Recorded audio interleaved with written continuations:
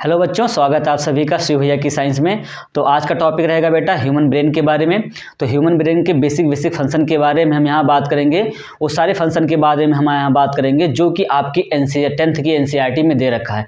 मैंने पूरी NCERT 10th की पूरी एनसीईआरटी का निचोड़ बेटा इस बोर्ड पर आपको दे रखा है। सारे पॉइंट मैंने यहाँ मार्क कर दिए हैं, तो आपको कहीं और पढ़ने की ज़रूरत नहीं पड़ेगी। अगर आप ये डायग्राम और साथ साथ में जितने मैंने पॉइंट यहाँ पर बेटा लिख रखे हैं, अगर आपको ये सारे पॉइंट रिमेंबर हो जाते हैं तो आप अपने एग्जाम को बेटा फोड़ के आएंगे।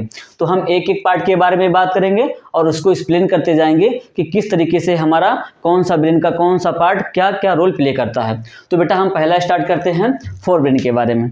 जो फोर ब्रेन होता है बेटा, वो आपका मेन थिंकिंग का पार्ट है और सबसे लार्जेस्ट पार्ट है, सबसे डेवलप्ड पार्ट होता है आपके ब्रेन का। और इसका मेन फंक्शन होता है आपकी बॉडी को, आपको जो थिंकिंग प्रोसेस होते हैं, जो रीजनिंग प्रोसेस होते हैं, जो मेमोरी कंसल्टेशन होती हैं या जो विजन है, ये कई सारी चीज़ों का एक सेंटर होता है। इसके 3 मेन पार्ट होते हैं, 3 पार्ट से कंसिस्ट होता है। एक होता है सेरिब्रम, थैलेमस एंड हाइपोथैलेमस, और ये आपके बॉडी में जितने भी थॉट प्रोसेस होते हैं उनके लिए रिस्पॉन्सिबल होता है। साथ साथ में ये आपके बॉडी में जितने भी वॉलंटरी एक्टिविटी होते हैं उनमें भी बेटा ये क्या करता है, बहुत बेसिक रोल प्ले करता है। तो नेक्स्ट ब्रेन का जो बेटा नेक्स्ट पार्ट होता है वो आपका हैंड ब्रेन होता है। हैंड ब्रेन जो होता है ये आपका जो होता है आपकी बॉडी में, इसमें 3 पार्ट होते हैं बेटा। एक पोन्स वाला पार्ट होता है, एक मेडुला, एक सेरिबेलम।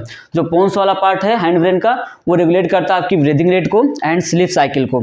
तो आप जो पोन्स वाला पार्ट होता है बेटा, उसका बेसिकली फंक्शन होता है कि आपकी जो स्लीप साइकिल है, साथ साथ में आपके यहाँ जो ब्रीदिंग रेट होती है उसको रेगुलेट करता है आपका पोन्स वाला रीजन। और साथ साथ में ये बेटा यहाँ से कुछ नर्व ट्रैक निकलती हैं जो ब्रेन के जो ब्रेन होता है आपका फोर ब्रेन और जो हैंड ब्रेन होता है वो इसी के रास्ते कम्युनिकेट भी करता है।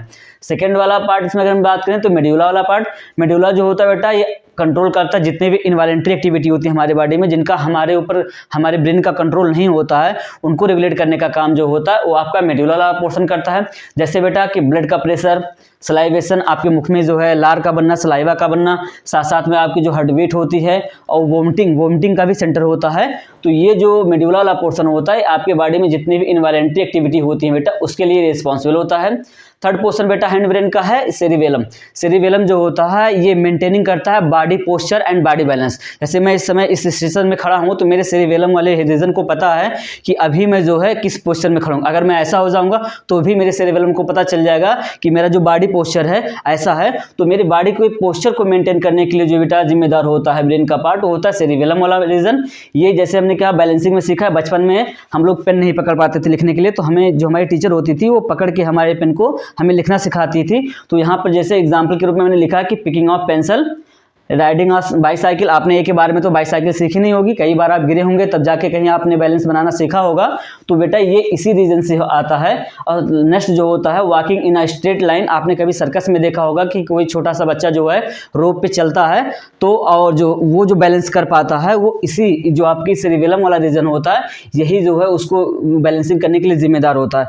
जो लोग एल्कोहल ज़्यादा पीते हैं बेटा, वो क्या होता है उनका यही सेरिबेलम वाला पोर्शन जो है डैमेज होने लगता है। तो वो क्या करते हैं, अपने बॉडी को अच्छे से कोऑर्डिनेट नहीं कर पाते। अगली बात करें बेटा तो इसी जो है फोर ब्रेन का एक पार्ट मैंने बताया कि हाइपोथैलेमस है। हाइपोथैलेमस वाला जो रीजन होता है ये आपके बॉडी में हंगर, थ्रस्ट, इन सब चीज़ों के लिए जिम्मेदार होता है। कभी कभी आपको जो है भूख लगती है या आपको प्यास लगती है तो उसको जो कंट्रोल करता है बेटा वो हाइपोथैलेमस का रीजन होता है। साथ साथ में मैंने बताया था एंडोक्राइन सिस्टम में कि जो हाइपोथैलेमस होता है वो हार्मोन भी सिक्रीट करता है जो कि अन्य जो एंडोक्राइन ग्लैंड होती है बेटा उनको रेगुलेट करने का काम करता है।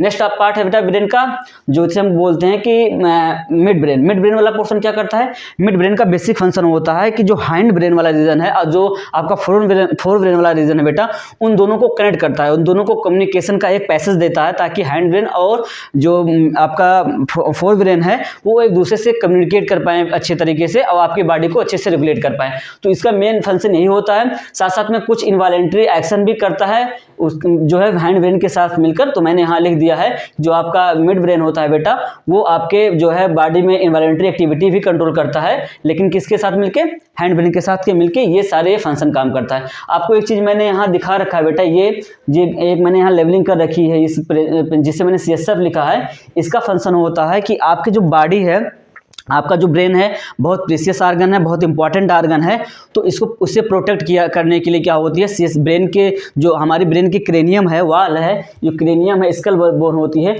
उसके जस्ट नीचे बेटा ये फ्लूइड पाई जाती है, जो कि जब आप कभी गिरते हैं या कोई चीज़ ऐसा अचानक से आप गिर जाते हैं तो वो क्या करता है, ये सीएसएफ जो होता है उस जो है आघात को या उस झटके को क्या कर लेता है बेटा, ये एब्जॉर्ब कर लेता है। साथ साथ में ब्रेन की जो आउटर वॉल होती है उसको भी नरिशमेंट करता है।